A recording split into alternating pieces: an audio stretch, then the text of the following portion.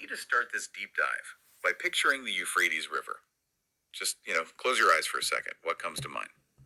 I'm guessing for most people, it's that classic image from history class. The cradle of civilization, Right. fertile soil, irrigation, the first cities. It's this very peaceful agricultural kind of vibe. Water is life. Exactly. It's the standard narrative. Hmm. Civilization kicks off when we figure out how to tame the water and grow stuff. Yeah. It's the story of connection. But today we're going to take that cozy image and pretty much flip it on its head. We've been reading the work of Sophocles, specifically his theory on the Euphrates as a sociogonic boundary. And his argument is, well, it's pretty radical. Radical is definitely the right word. He basically argues that for something like 8,000 years, the main function of the Euphrates wasn't irrigation. Not about growing crops. No, it was a technology of separation. A technology of separation. That. I mean, that is a huge shift in how to think about it. Instead of a river connecting people, Casmas asks us to see it as a line drawn in the water. Right. He uses this term sociogony, which sounds super academic. It does, but it's simpler than it sounds. Sociogony just means the creation of society. An origin story. Yeah, an origin story. And his whole thesis is that society isn't born from everyone getting together and holding hands. It isn't created by unity. It's created by drawing a hard line, by division. And that's the twist that hooked me. We always think peace comes from erasing lines, right? Casmas argues that in the ancient Near East, peace was actually achieved by a strict constitution of distance. So welcome to the deep dive.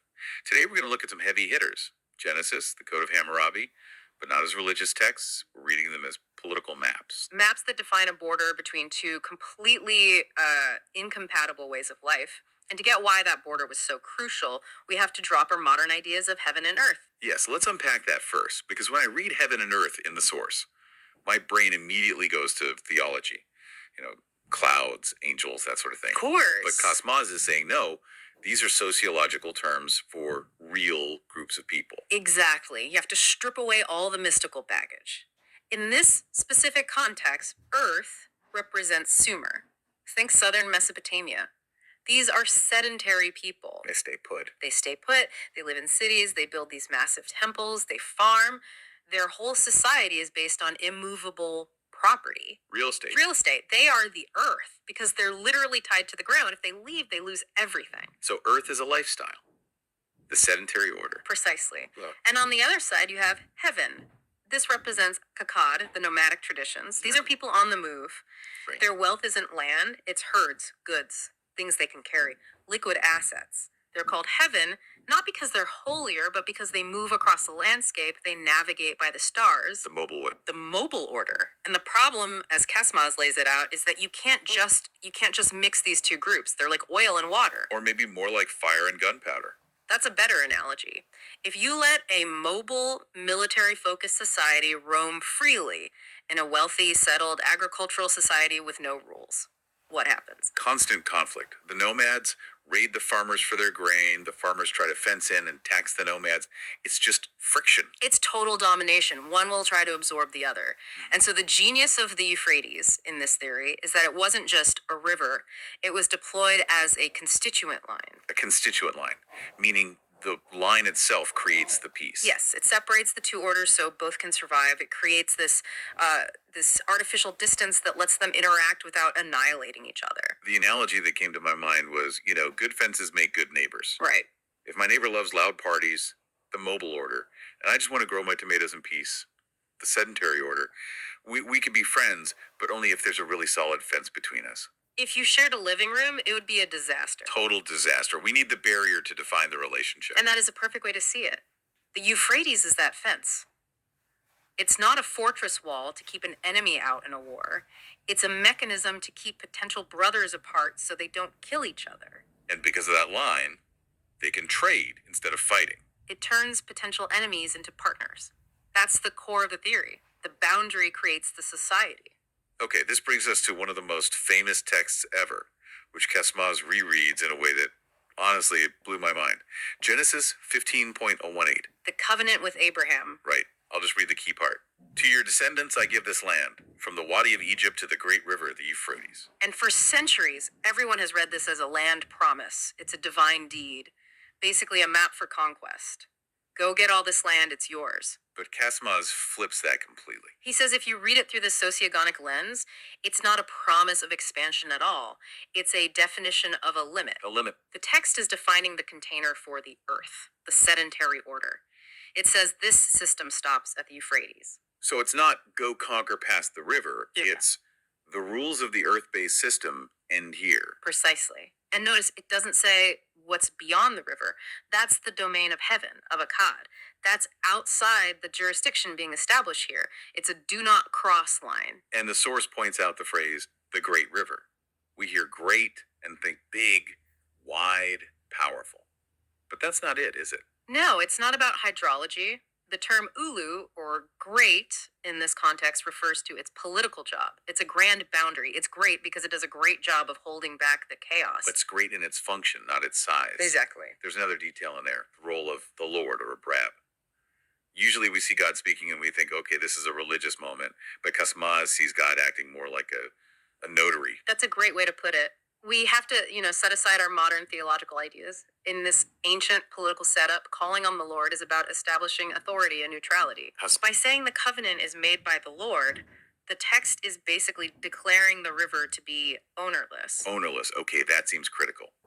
Because if Sumer owned it, Akkad wouldn't respect it. Of course not. If it belonged to Sumer, they'd fortify it.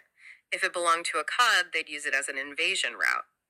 But if the river belongs to God, this neutral third-party authority, then it's a demilitarized zone. It belongs to neither, so it binds both. The divine aspect is its political neutrality. That's the only way a border between two powerful, equal orders can actually work. You need a third party to hold the line. Which is a perfect setup for the next piece of evidence you found, which is just wild. The Code of Hammurabi. Yes, the river ordeal. Right. So for anyone who doesn't know, this was a law where if you were accused of something like sorcery and there was no evidence, they threw you in the river, drown, you're guilty, survive, you're innocent. And modern people look at that and just think, wow, how primitive, Just leaving justice to magic or chance. It seems completely irrational. But Casmaz says, stop looking at the swimming part and look at where it's happening. It's happening at the Euphrates. Go back to jurisdiction. If you're a mobile Akkadian, you do not want to be judged in a Sumerian temple court. No way. They're biased. They think you're a barbarian. And if you're a settled Sumerian, you don't want to face an Akkadian military tribunal. They think you're just a target. So you go to the neutral ground. You go to the river. You go to the constituent line. So the river ordeal wasn't about magic. It was about venue. It was about removing the verdict from biased human hands and placing it in the constitutional court of the border itself. By submitting to the river, you were submitting to that neutral divine authority we just talked about. It was a way of saying, your laws don't apply here, only the law of the border applies. It was the only place where true neutrality could even exist. It's this incredibly sophisticated political logic hidden behind what looks like superstition. I love that. Okay, but let's zoom out a bit. The Euphrates isn't the only line on this map. The theory expands to the Nile axis, right? Yes. If the Euphrates is the eastern boundary between Akkad and Sumer, then the Nile is the western boundary that separates and also connects Canaan and Egypt. And this is where Casmaz makes what might be his boldest claim, reinterpreting the biblical stories of Abraham, Joseph, Moses, all their time in Egypt. Yeah, this is a huge shift. The traditional story is one of victimization. The Israelites go to Egypt because of famine, they become slaves, they suffer, they escape. Casmaz says, not quite. He argues that these figures represent that same heaven order, the mobile temple on the move society. When they enter Egypt, they aren't just helpless refugees. They're agents entering a very specific ritual economic relationship with the sedentary power of Egypt. The source mentions the term slave of God. Right. And we hear slave and think of, someone in chains.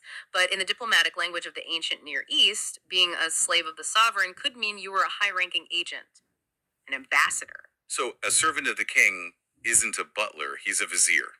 Exactly. So when these figures are described in this context, Casmaz suggests they are agents of the mobile sovereign. That is, God authorized to operate within the fixed sphere of Egypt. They're there to manage a transaction. Okay, that actually helps explain the whole plundering of the Egyptians part of Exodus. I just found that a bit weird. They leave and they take all this gold and silver. Right. It's usually read as either reparations for slavery or just, looting on the way out the door. But in this model, it's something else. Kosmaz calls it Sociogonic collection, Sociogonic collection. which sounds a lot like a tax audit. It's not that far off. The argument is they were collecting tribute. Remember the whole narrative about the firstborn? Yeah, the death of the firstborn. In the ancient world, the firstborn always belongs to the sovereign or the deity. To keep your firstborn, you have to redeem him. You pay a price. Kosmaz argues that the mobile order, Israel, was asserting its sovereign claim over the sedentary order, Egypt. The gold and silver wasn't theft. It was the redemption fee. It was a redemption fee. It was a ritual tax paid by Egypt to the mobile divine order. The text says the Egyptians almost eagerly give it away. This wasn't looting, it was the settling of a divine account. Wow. That completely changes the dynamic of the story. They go from being fleeing victims to powerful agents of a rival system. It restores their agency. They represent a different kind of sovereignty, one that's equal to Pharaoh's, just not based on land. And again, it all happens across a boundary, the Nile, which acts like a membrane where these two systems can interact. So if we pull all of this together, the Euphrates, the Nile, Sumer, Egypt, what is the big takeaway? What is Kosmaz really saying about how civilization is built? He's saying that the foundation of society in the ancient Near East wasn't the sword, it was the line. The line. Civilization didn't happen because everyone agreed to be the same. It happened because they agreed on where they were different. The Euphrates made peace possible by preventing the fusion of heaven and earth. If you try to mix them, you get violence. You get violence. But if you keep them distinct, separated by a clear divine boundary, you get trade, you get law, you get society. It's a paradox. You have to separate things in order to connect them properly. Like synapses in the brain, there has to be a gap for the signal to jump across. That's a perfect image. The gap is what allows the spark. Without it, the whole system just short circuits. It makes you rethink what great means in the Great River.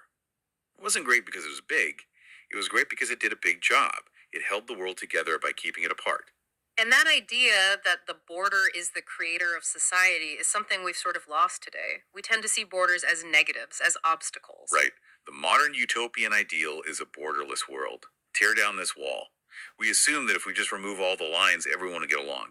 But this ancient wisdom, or at least Kosmaz's reading of it, suggests that without that distinction, without knowing clearly where I end and you begin, you can't have a functional relationship. You just have chaos. So the provocative thought to leave everyone with is, maybe we're wrong to want to erase all the lines. I think Kosmaz would argue that true cooperation requires that constitution of distance. We need the Great River, not to keep us isolated, but to define the terms of how we engage with each other as equals. Man, that is a lot to chew on. We started with a river and ended up questioning the very structure of human society. That's the power of a deep dive. It certainly is. Just a quick reminder to our listeners, this deep dive was based entirely on our reading of Kosmaz's specific theories. We're reporting on his arguments to help you understand this unique perspective. Absolutely. It's a very specific lens, but a fascinating one to look through. That's a wrap for this deep dive. We hope you'll never look at a river, or maybe even a fence, the same way again. Thanks for listening. Thank you.